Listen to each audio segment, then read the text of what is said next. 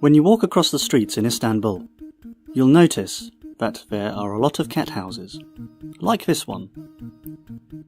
This is quite normal here. People feeding stray dogs,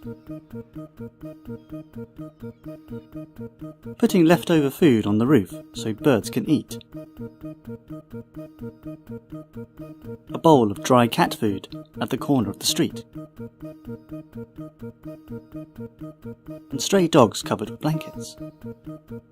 To understand why Turkish people have a soft spot for animals, we need to go back hundreds of years ago to the period of the Ottoman Empire.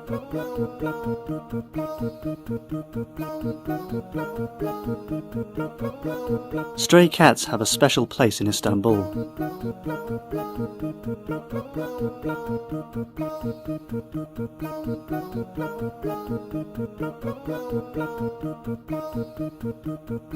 You can find shelter and food provided by people everywhere.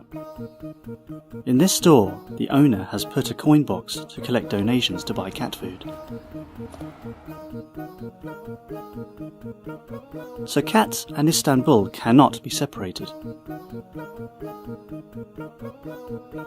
They have always been part of the city.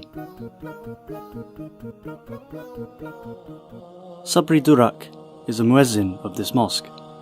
Here in the winter, due to the cold temperature, cats often come and sleep inside the mosque. He explained that the mosque does not stop the cats from coming in.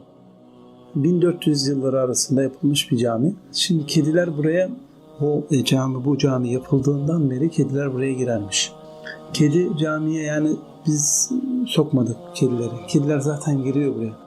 Ama kedilere şey yapmıyoruz, yani kovmuyoruz kedileri. Kediler yine camide gerçekten duruyor. Çünkü bunu istemeyen de var, isteyen de var. Ama bunun önünü alamıyoruz. Yani illa kediler giriyor yani. Bunu şey yapamadık. Bir türlü çaresini bulamadık.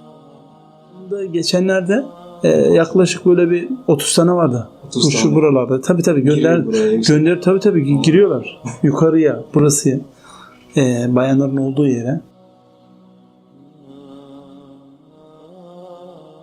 Yani şimdiki şeye bakarak ya mesela eskiden işte o söylenir. Mesela güvercinler için bile dernek yapılmasını emretmişler padişahlar. You see this miniature of a mosque. At first you may think it's just decoration, but this is actually a birdhouse. You can recognize them by their unique shapes, like the shape of a mosque, a house, and a palace. The Ottomans built birdhouses in the 15th century until the 19th century. Today they can be found almost everywhere on the walls of old Ottoman buildings. The Ottomans are historically known for their kindness towards animals. Alphonse de Lamartine, a French writer and poet, who had a special friendship with Sultan Abdülmecid I, said, "Turks respect birds, dogs, that's to say all the things Allah has created. They are merciful and charitable to all types of miserable animals that are left alone and tortured across our territories."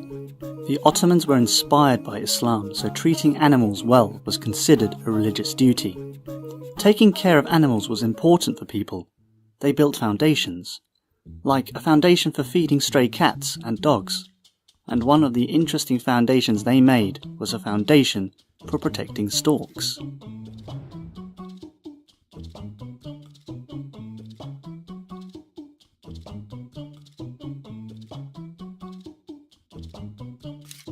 Storks spend the winter in Africa, and in the summer they migrate to Europe.